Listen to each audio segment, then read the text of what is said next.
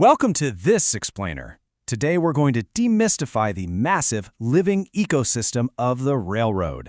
You see it every day, you might hear the horns way off in the distance, and you've definitely waited for a train to pass.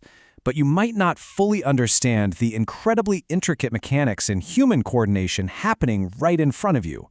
So today, we're decoding the tracks. We're pulling our information today directly from a super comprehensive operational glossary of railroad terminology.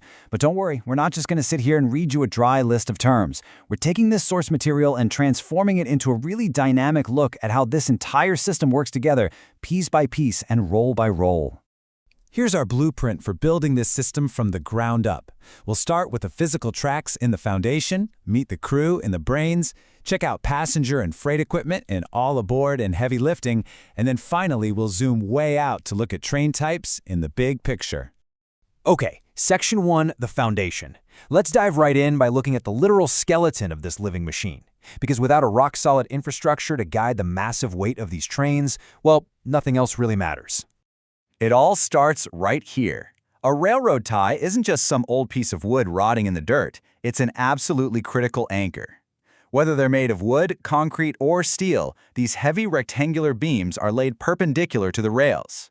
Their one and only job is to hold those parallel steel rails perfectly in place to maintain the proper track gauge.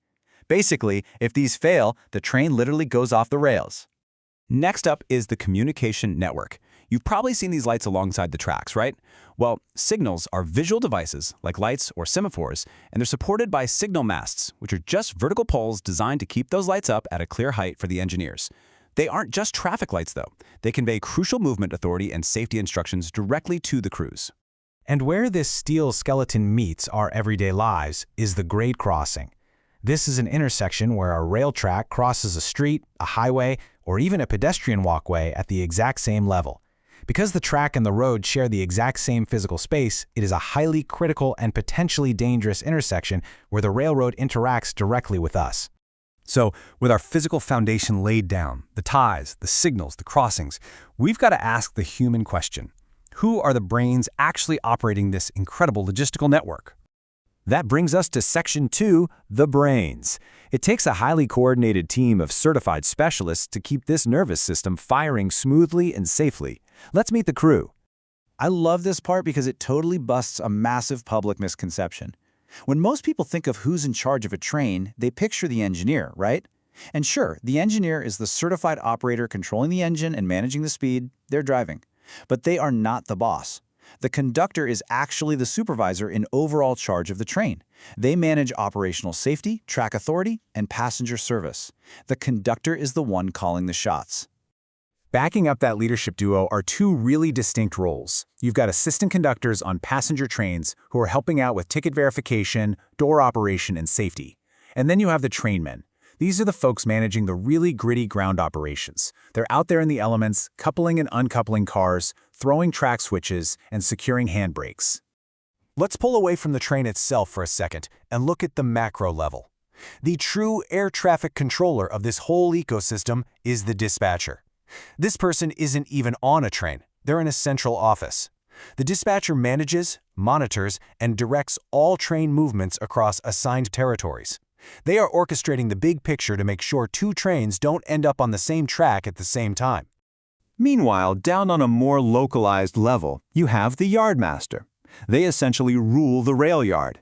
They act as this sort of local choreographer, managing the yard tracks, directing the car switching routines handled by the trainmen, and overseeing the giant puzzle of train assembly and breakdown.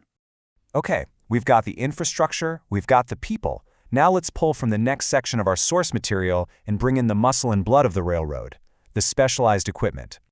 Section 3, all aboard. First up is the passenger equipment, the side of the railroad specifically designed to move individuals and families comfortably.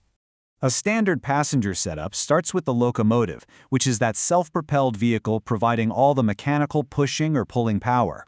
Behind that, you have the coach, configured specifically with seating. And of course, for those longer trips, you'll find the cafe car, providing snacks, hot meals, and drinks. It's essentially a hotel on wheels. Moving on to Section 4, heavy lifting. While passenger travel is super visible to us, the real heavy lifters of this ecosystem are hauling freight. And for that, they use these high-horsepower diesel-electric locomotives to push or pull just massive, massive tonnage. This breakdown of freight cars is genuinely fascinating. Look at the variety here. You've got the enclosed boxcar for your weather-sensitive goods, the open-top gondola for heavy, loose bulk like scrap metal, the auto rack, which, let's be honest, sounds like a medieval torture device, but is actually just a multi-level car to safely transport brand new SUVs and trucks. Then there's the intermodal flat car for ocean shipping containers, and finally, the grain car or covered hopper for bulk agriculture. Literally, every piece of cargo gets its own specialized steel vessel. Section 5. The big picture. Let's zoom way out. We've seen the tracks, the crew, and the cars. So how does all this infrastructure and equipment actually come together? On the passenger side, operations generally fall into two buckets. You've got commuter trains, which are regional and operate on fixed daily, morning, and evening schedules just to connect the suburbs to the city. And then you have long-distance intercity trains. These traverse hundreds, sometimes thousands of miles, and that's where you'll find those sleeper accommodations and full dining facilities. Freight is divided in a really similar way. You have massive freight long-distance operations, often called line hauls. These are heavy tonnage trains traveling long distances strictly between major rail yards. But those giants can't deliver to your local warehouse, which is where Freight Local comes in. These are smaller operations dedicated to that vital last-mile service, dropping off and collecting cars to feed back into the main routes. You know, the glossary gives us this really basic definition of a railroad: a permanent track system with steel rails on which locomotives and cars run. But as we've seen throughout this explainer, that barely scratches the surface. The reality is that a railroad is a perfectly synchronized ballet of engineering, specialized equipment, and intense human coordination. Which brings us to a final thought. The next time you're sitting in your car, stopped at a grade crossing, I challenge you. Are you just going to see a loud passing train? Or will you finally see the hidden symphony of the yardmaster who built it, the conductor who commands it, the dispatcher who guides it, and the equipment keeping our world moving perfectly in sync? Thanks so much for exploring this with me. Keep learning, and I'll catch you next time.